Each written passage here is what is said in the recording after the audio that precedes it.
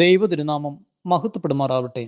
നമ്മുടെ കർത്താവും രക്ഷിതാവുമായ യേശു തമ്പുരാൻ്റെ സ്വർഗാരോഹണ ദിവസങ്ങൾക്ക് മുമ്പ് ശിഷ്യന്മാരെ ബലപ്പെടുത്തുന്ന, ശിഷ്യന്മാരെ പറഞ്ഞ് ബോധ്യപ്പെടുത്തുന്ന കുറച്ച് കാര്യങ്ങളുണ്ട്.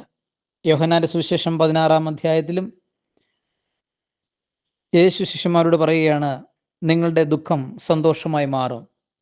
അതിന് ഒരു ഉദാഹരണം കൂടി യേശു പറഞ്ഞു വയ്ക്കുന്നുണ്ട്. പ്രസവവേദന ആരംഭിക്കുമ്പോൾ അവളുടെ പ്രസവം സമയമായതുകൊണ്ട് അവൾക്ക് ദുഃഖമുണ്ടാകുന്നു. എന്നാൽ ശിശുവിനെ പ്രസവിച്ചു കഴിയുമ്പോൾ ഒരു മനുഷ്യൻ ലോകത്തിൽ ജനിച്ചതുകൊണ്ടുള്ള സന്തോഷം നിമിത്തം ആ വേദന പിന്നീട് ഒരിക്കലും അവൾ ഓർമ്മിക്കുന്നില്ല.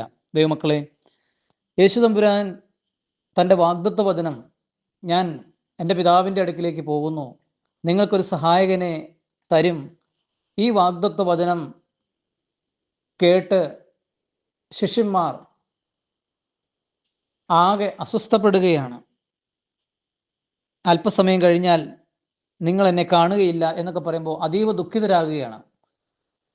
എന്നാൽ അതിൻ്റെ പിന്നിലൊരു ധ്വനി, നിങ്ങളുടെ ദുഃഖം സന്തോഷമായി മാറുമെന്ന് യോഹന്നാൻ 16:21 വചനം നമ്മെ പഠിപ്പിക്കുകയാണ്. ദൈവമക്കളെ, പരിശുദ്ധാത്മാവ് വരുമ്പോൾ ആ അനാഥത്വം നീങ്ങും.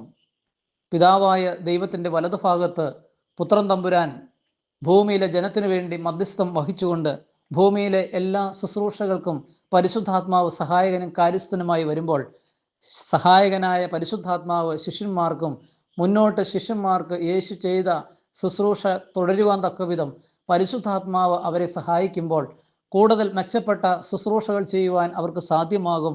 അങ്ങനെ ദുഃഖങ്ങൾ സന്തോഷമായി മാറും. ഞാനും നിങ്ങളും ഈ ഭൂമിയിൽ ജീവിക്കുമ്പോൾ നമ്മുടെ ജീവിതത്തിൽ കുറച്ചുകൂടി മെച്ചപ്പെട്ട നല്ല ഭൗതിക ജീവിതവും ആത്മീയ ജീവിതവും നയിക്കുവാൻ പരിശുദ്ധാത്മാവിൻ്റെ പുതിയ ഫലങ്ങളും വരങ്ങളും ദാനങ്ങളും ആർജിച്ചെടുക്കുവാൻ തീഷ്ണതയോടെ പ്രാർത്ഥിക്കുകയും നോമ്പെടുക്കുകയും ഉപവസിക്കുകയും പരിത്യാഗ മാർഗങ്ങൾ അനുഷ്ഠിച്ച് നമ്മൾ മുന്നേറുമ്പോൾ നമുക്ക് കുറച്ചുകൂടി മെച്ചപ്പെട്ട നല്ല ആലോചനകളും ചിന്തകളും ജ്ഞാനവും വിശുദ്ധിയും പരിശുദ്ധാത്മാവിൽ കൂടുതൽ കൃപാവരങ്ങൾ ജ്വലിച്ച് നല്ല ആത്മീയ ചൈതന്യത്തോടെ ജീവിക്കുമ്പോൾ നമ്മുടെ ദുഃഖങ്ങളൊക്കെ മാറി, നമ്മുടെ സങ്കടങ്ങളെല്ലാം നീങ്ങി, വേദനകളും മനസ്സിടിവുകളും എല്ലാം മാറി ദുഃഖം സന്തോഷമായി പരിശുദ്ധാത്മാവിൽ പുതുക്കം പ്രാപിക്കുമ്പോൾ നമുക്ക് ഏറെ ദൈവ വിചാരങ്ങൾ കൊണ്ട്, ദൈവ ചിന്തകൾ കൊണ്ട്, ദൈവ ആലോചനകൾ കൊണ്ട് പരിശുദ്ധാത്മാവിൽ ആനന്ദിക്കുവാനായിട്ട് സാധിക്കട്ടെ.